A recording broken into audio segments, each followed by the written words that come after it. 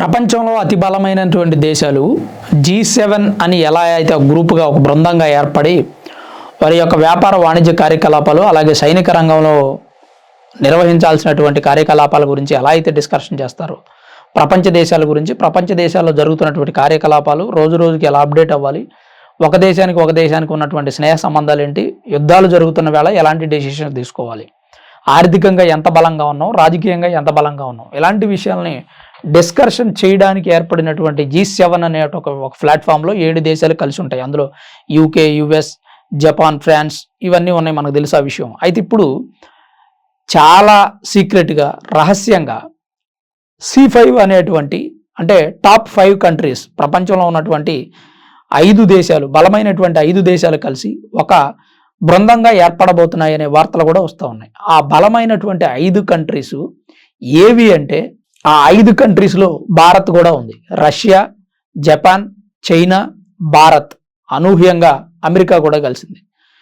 ఇలా ఈ 5 దేశాలు కలిసి C5 అనేటువంటి ఒక ప్రపంచంలో బలమైనటువంటి ఒక గ్రూప్గా ఏర్పడబోతున్నారంట. అంటే ఈ 5 దేశాలు ఏం డెసిషన్స్ తీసుకుంటాయి, ప్రపంచంలో ఉన్నటువంటి మిగతా దేశాలని శాసించే విధంగా తయారవుతాయా, లేదంటే 5 దేశాలు కలిసి ప్రపంచానికి ఆదర్శం అవ్వబోతున్నాయా? గతంలో మనం చూసాం ఎన్నో రకాలుగా ఐక్యరాజ్య సమితి ఏర్పడే విషయంలో కూడా అమెరికా ముఖ్యమైనటువంటి పాత్ర పోషించింది. ఐక్యరాజ్య సమితికి ఫండ్స్ ఇవ్వడంలో కూడా ప్రముఖ పాత్ర పోషించింది.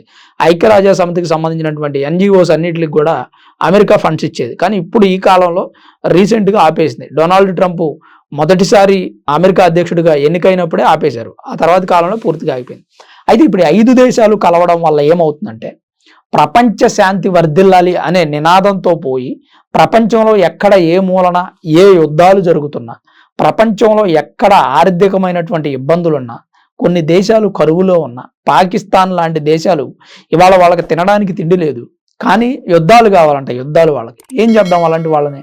మరి ఇలాంటి వాళ్ళకి బుద్ధి చెబుతారా, లేదా బుద్ధి చెప్పి ఆదుకుంటారా, లేదంటే మీరు కామ్గా ఉండండి అబ్బాయి, మీకు ఏదైనా కావాలంటే మేము చేసి పెడతాం తప్ప మమ్మల్ని ఎదుర్కొనే అంత రేంజ్ మీది కాదు అని సైలెంట్గా పంపించేస్తారా? ఏం జరుగుద్ది అనేది ఒక చర్చ ప్రస్తుతానికి. అంటే బలమైనటువంటి 5 దేశాలు, మనం ఆల్రెడీ 4వ అతిపెద్ద ఆర్థిక వ్యవస్థగా ఎదిగాం, జనాభాలోనూ 2వ స్థానంలో ఉన్నాం. మనం ఆర్థిక వ్యవస్థ బాగుంది, జనాభాలోనూ ఎక్కువ ఉన్నాం, అలాగే రాజకీయ వ్యవస్థ బాగుంది, రాజకీయ అనిశ్చితి లేదు, రాజకీయంగా బలంగా దృఢంగా ఉన్నాం.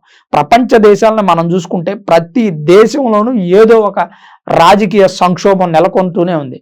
ఈ 5 దేశాలు ఇప్పుడు మనతో పాటు C5లో టాప్ 5లో కలవబోతున్నటువంటి మిగిలిన 4 దేశాల్లో కూడా ఏదో ఒక రాజకీయ అనిశ్చితి. అఫ్కోర్స్ ఇప్పుడు పుతిన్ ఉన్నారు, ఆయన ఉక్రెయిన్తో యుద్ధం చేస్తున్నారు. అలానే జపాన్, చైనా అవి 2 కొంచెం స్థిరంగా ఉన్నా కానీ US లో మాత్రం రాజకీయ అనిశ్చితి ఉంది కదా. ట్రంప్కి వ్యతిరేకంగా ఎంతమంది రోడ్డెక్కి ఆందోళనలు చేస్తూ ఉన్నారు.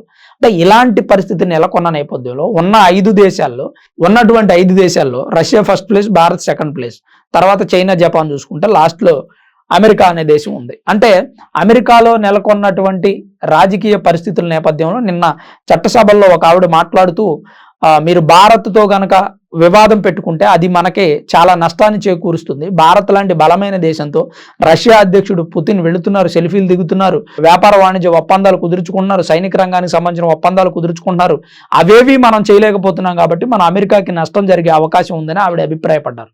అలానే భారత్ మీద అమెరికా అధ్యక్షుడు బలమైనటువంటి నిర్ణయాలు తీసుకుంటూ టారిఫ్లు విధిస్తూ ఉన్నాడు. బియ్యం మీద కూడా సుంకాలు విధించాడు. మన బియ్యం అమెరికాకి ఎగుమతి చేస్తూ ఉన్నాం, అమెరికా మన బియ్యాన్ని ఎగుమతి చేసుకుంటా ఉంది. 25% మన బియ్యాన్ని వాళ్ళు ఎగుమతి చేసుకుంటా ఉన్నారు, మిగిలిన 75% వేరే దేశాల నుంచి ఎగుమతి చేసుకుంటారు. కానీ మనం అలా కాదు, ప్రపంచ దేశాలన్నిటికీ బియ్యాన్ని ఎగుమతి చేస్తున్నాం, కానీ 3% మనం అమెరికాకి ఎగుమతి చేస్తున్నాం.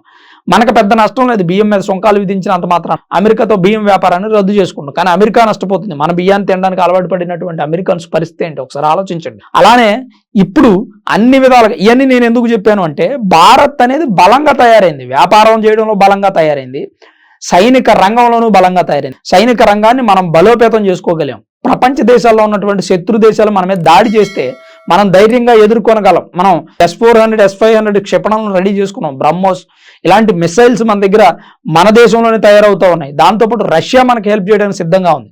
ఇలాంటి పరిస్థితుల్లో 4వ అతిపెద్ద ఆర్థిక వ్యవస్థగా ఎదిగిన నేపథ్యంలో ప్రపంచ దేశాలన్నీ మన వైపు చూస్తూ ఉన్నాయి. ఒకప్పుడు భారత్ అంటే చిన్న చూపు, చులకన, వీళ్ళకి ఏం చేత కాదు అనేటువంటి పరిస్థితి ప్రపంచ దేశాలు. కానీ ఈ రోజు ప్రపంచ దేశాలు మన స్నేహం కోసం, మనం చేసేటువంటి వ్యాపారం కోసం ఎదురు చూస్తూ ఉన్నాయి.